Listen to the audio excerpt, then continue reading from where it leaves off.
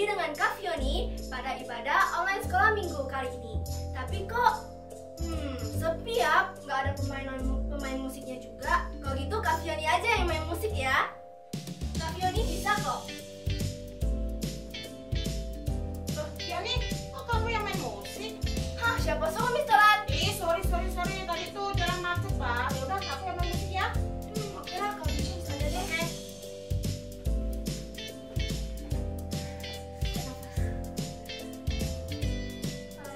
Maaf ya kak, telat tadi bangun kesiangan. Oke lah, nggak apa. Yang penting semuanya sudah datang. Oke. Baik, kita mulai. Kak Heron.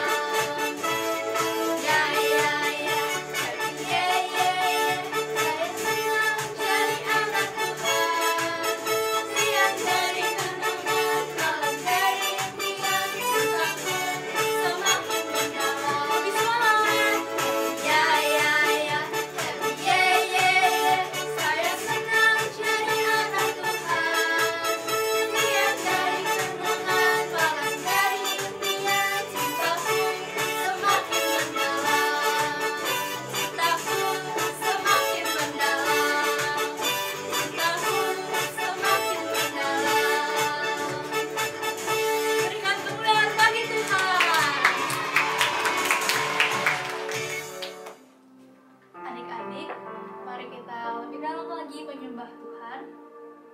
Kita siapkan hati dan pikiran kita untuk menyembah Tuhan. Kita mau mengangkat pujian menyenangkanmu. Biarlah lagu ini menjadi kerinduan hati kita untuk terus menyenangkan hati Tuhan.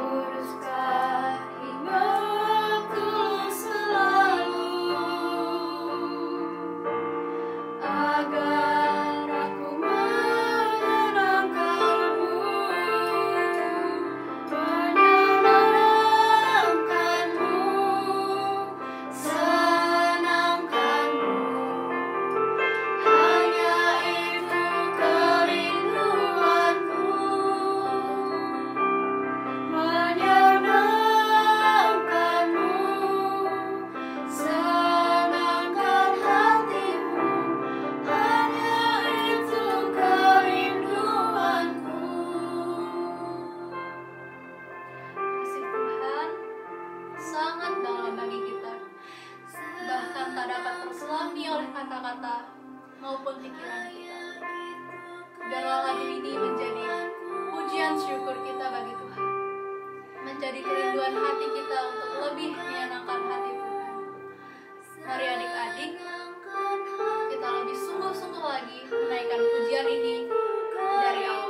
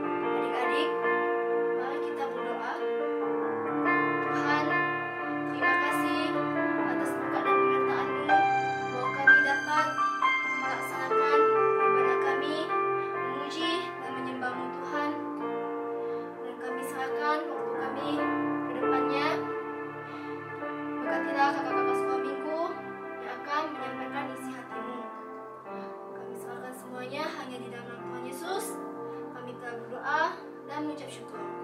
Yang percaya katakan amin. Shalom adik-adik, selamat hari Minggu.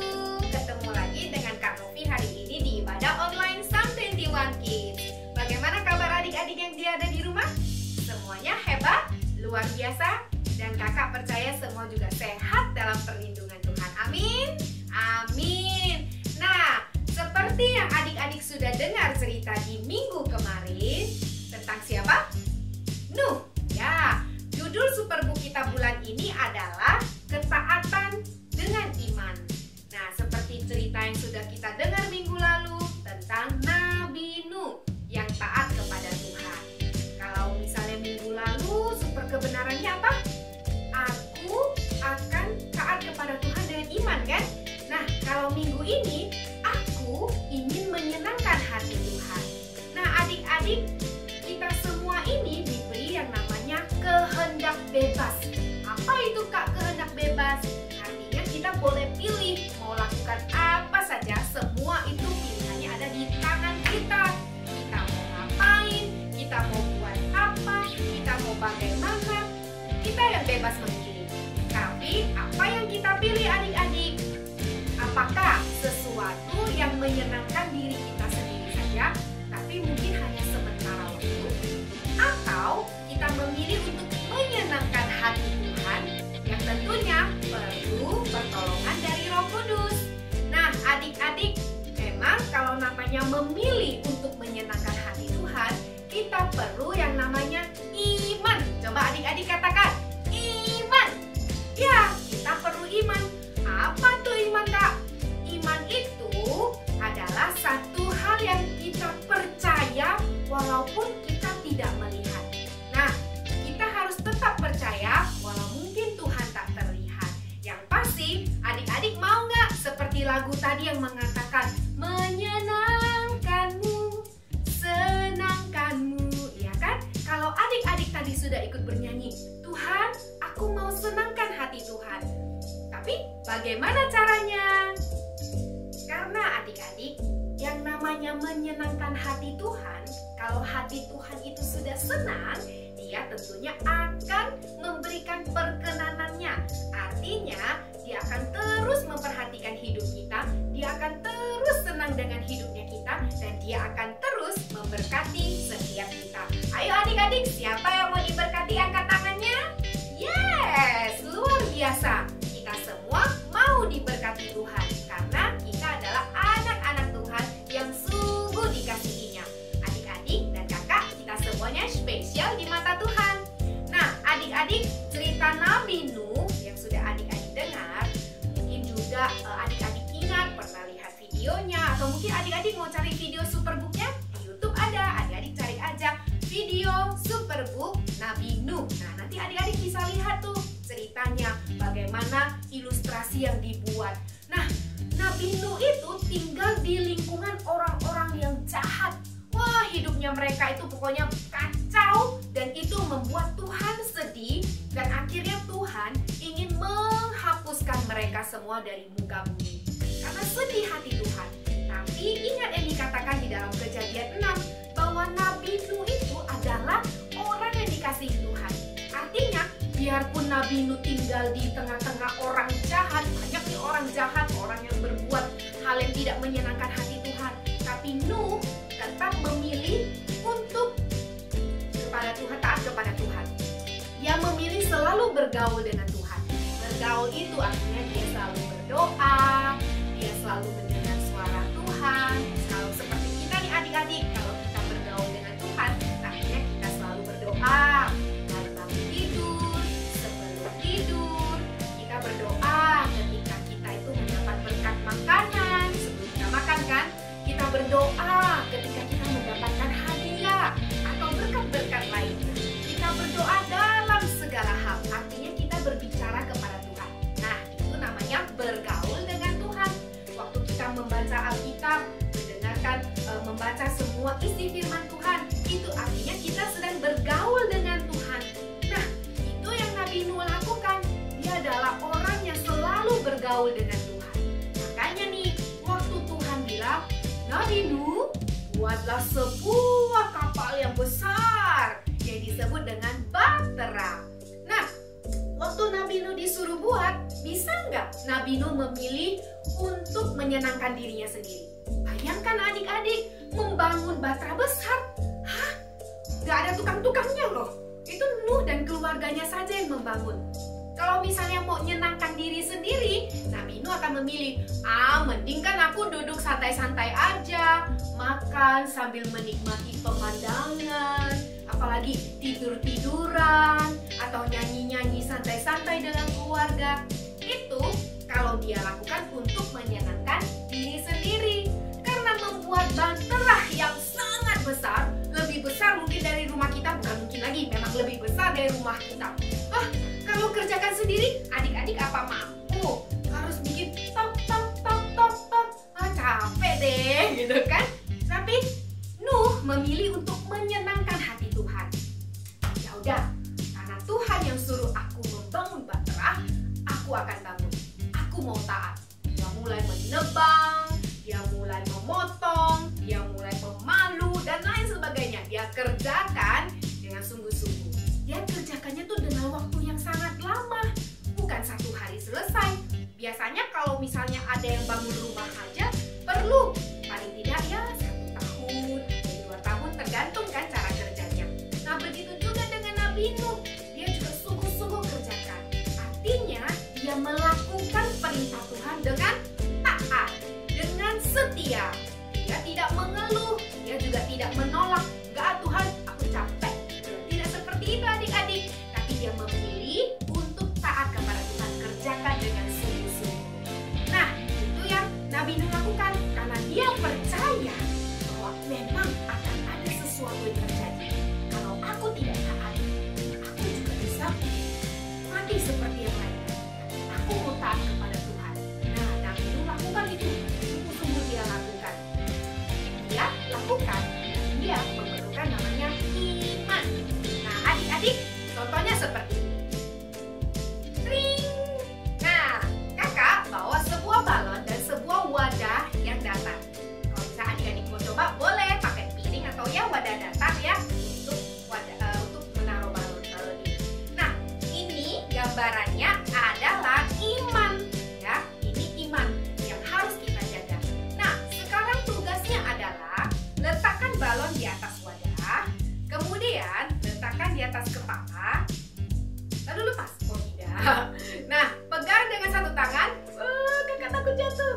Nah, oke. Misalnya adik-adik ikut contohnya kakak nih. Bawa balon dan juga dengan wadah. Artinya adik-adik tidak memegang balonnya ya. Lihat tangan kakak ya. Nah, terus misalnya adik-adik coba jalan maju mundur menuju dari satu tujuan. Contoh, kakak di sini ya. Pelan-pelan takut jatuh. Oke. Lalu kakak harus berjalan ke sana tanpa menjatuhkan balon itu. Kakak harus jaga baik-baik balon ini supaya tidak jatuh dan sampai tujuan di sana. Oke? Aman? Aman nggak adik-adik? Aman. Sekarang kakak akan balik lagi ke tujuan sana. Nah, perjalanan ini menggambarkan kehidupan kita sehari-hari. Apapun yang kita lakukan harus berhati-hati menjaga iman kita kepada Yesus Tuhan. Jangan sampai terjatuh. Oke, adik-adik berhasil? Berhasil? Ya, karena jaraknya kakak dari sini ke sini terlalu dekat, mungkin masih gampang. Coba kalau jalannya agak jauh, mungkin agak susah ya. Nah, yang pasti iman itu gambarannya seperti ini. Harus kita jaga supaya jangan sampai terjatuh. Harus kita jaga supaya kita tetap menaruh percaya kita kepada Tuhan, supaya berkat-berkat Tuhan juga semakin berlimpah-limpah buat kita adik-adik. Nah kakak, aku mau dong menyenangkan hati Tuhan. Berarti kita harus punya iman. Bagaimana caranya kita punya iman? Yang pertama, kita harus percaya kepada Tuhan. Percaya apa? Percaya Tuhan Yesus selalu bersama dengan kita. Percaya Tuhan selalu menyertai kita. Percaya kalau Tuhan itu tidak pernah meninggalkan kita. Satu hal yang paling penting, percaya bahwa Tuhan Yesus sayang sama adik-adik. Tuhan Yesus yang sudah mati di atas kayu salib itu bukan cuma untuk main-main.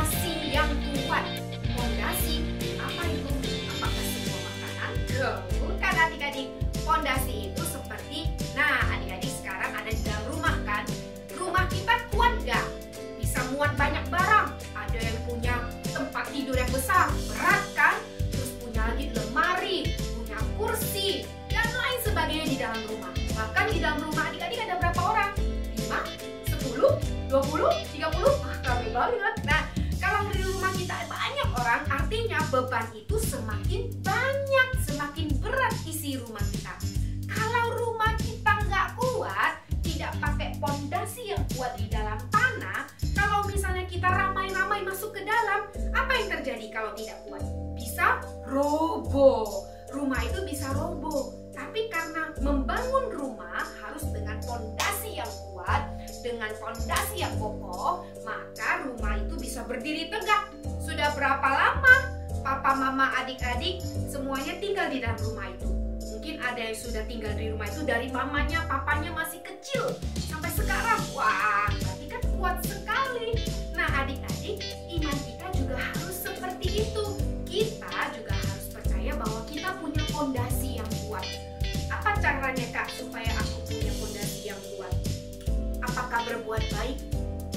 Hanya berbuat baik? Apakah pokoknya taat saja? Taat saja. Dasarnya apa dong? Namanya fondasi itu adalah dasar. Dasarnya kita adalah Yesus Kristus. Coba adik-adik ikut kakak katakan. Fondasiku adalah Yesus Kristus. Sekarang kita buka Alkitab kita di 1 Korintus 3 ayat 11. Karena tidak ada seorang pun yang dapat meletakkan dasar lain daripada dasar yang telah diletakkan, yaitu Yesus Kristus. Jadi adik-adik, bukan saja perbuatan baik aja yang harus kita lakukan supaya kita punya fondasi yang kuat, tapi kita perlu yang namanya Yesus Kristus. Berbuat baik harus nggak? Ya tetap harus, tapi bukan berbuat baik untuk menyenangkan diri. Berbuat baik untuk menyenangkan hati Tuhan. Itu sebagai salah satu ucapan syukur kita kepada Tuhan. Terima kasih ya Tuhan untuk berkat Tuhan buat saya, sehingga saya bisa memberkati orang lain.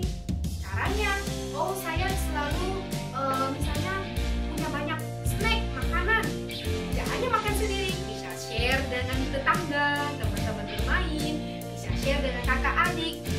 Atau mungkin, Kak, mainan saya di rumah banyak banget, sedangkan aku sudah mulai bertambah besar. Tidak mungkin aku bermain terus, sedangkan masih bagus. Kalau dibuang kan sayang. Nah, adik-adik juga bisa tuh bagikan kepada mereka yang mungkin tidak mampu untuk membeli mainan. Itu kan juga salah satu perbuatan baik sebagai ucapan syukur kita, terima kasih kita kepada Tuhan. Nah, itulah yang menjadi fondasi dasar kita, bahwa kita punya Yesus Kristus. Apapun yang kulakukan, semua kulakukan seperti untuk Tuhan Yesus.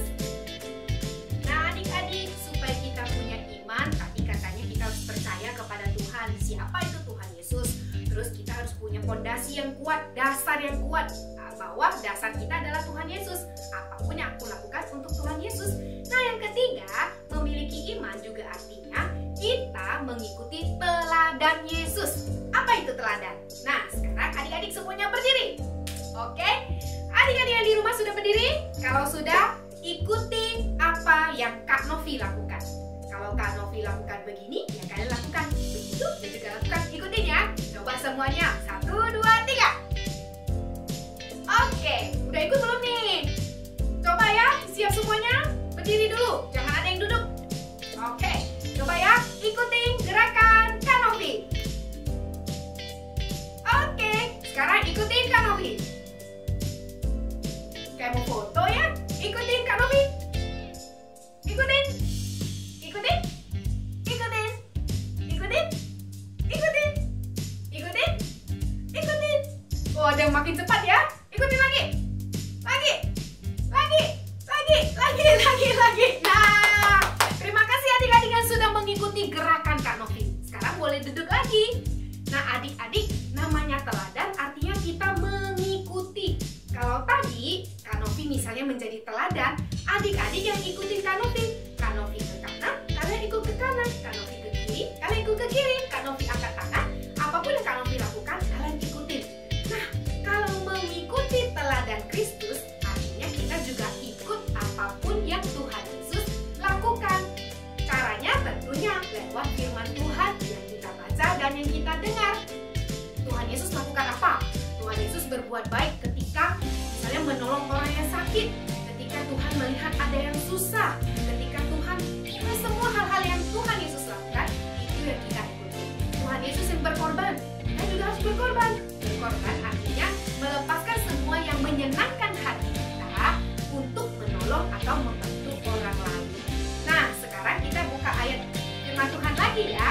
Di dalam Efesus pasal 5 ayat 1 sampai 2.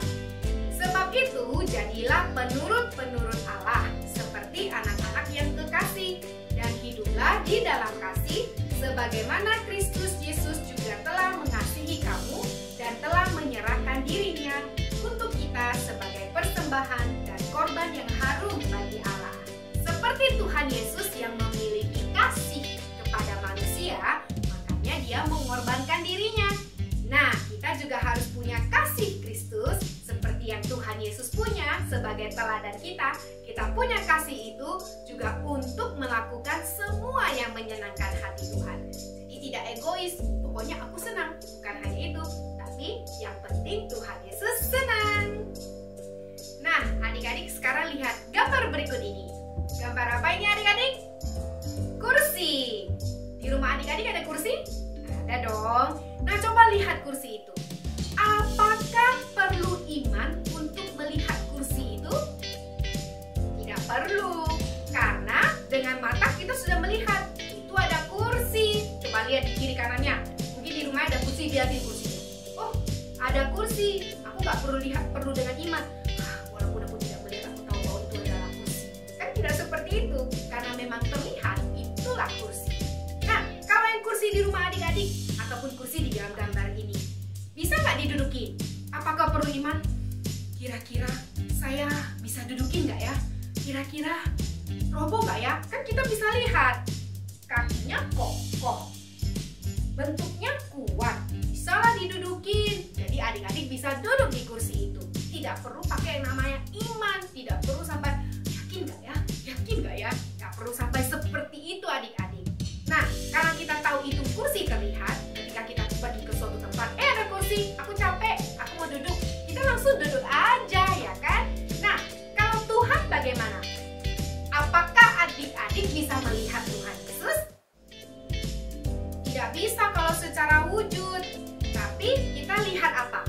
Lihat kebaikan yang pernah kita terima dari Tuhan, lihat berkat-berkat jasmani mungkin, dari pakaian kita, makanan kita, buku kita, alat tulis kita, papa mama kita, keluarga kita, mobil kita, rumah kita, kasur kita, banyak banget.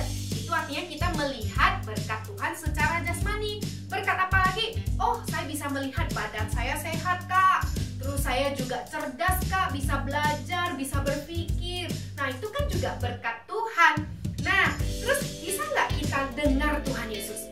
Coba kita heningkan kita lalu kita mendengar. Apakah ada suara Tuhan? Kita tidak mendengar seperti itu. Hai anak. Mungkin tidak seperti itu. Tapi kita dengar Tuhan bagaimana? Nah, dari seperti ini nih. Dengar cerita firman Tuhan. Terus kita dengar mana lagi? Mungkin adik-adik dengar dari radio, dengar dari YouTube. Cerita semua tentang kebaikan Tuhan. Jadi adik-adik, kalau kita percaya kepada Tuhan, walaupun tidak bisa melihat, tapi kita percaya ada Tuhan, itu namanya kita punya iman. Iman inilah yang membuat kita juga semakin kuat dan kita berani untuk melakukan sesuatu yang menyenangkan hati Tuhan. Contoh menyenangkan hati Tuhan adalah seperti kisah dalam Nabi Nuh ini, bahwa dia taat kepada Tuhan. Gimana adik-adik kira-kira sudah taat belum kepada Tuhan? Lewat papa mama, lewat ibu guru bapak guru kita. Bukan berarti kalau misalnya pagi-pagi mau sekolah, ngapain aku belajar? Gurunya nggak ada di sini kok. Udahlah, lihatin aja videonya tapi nggak perhatikan sungguh-sungguh. No, anak taat walaupun gurunya tidak ada di depan secara langsung, tapi kita bisa lihat dari video atau mungkin video conference. Disitulah kita belajar, artinya kita taat.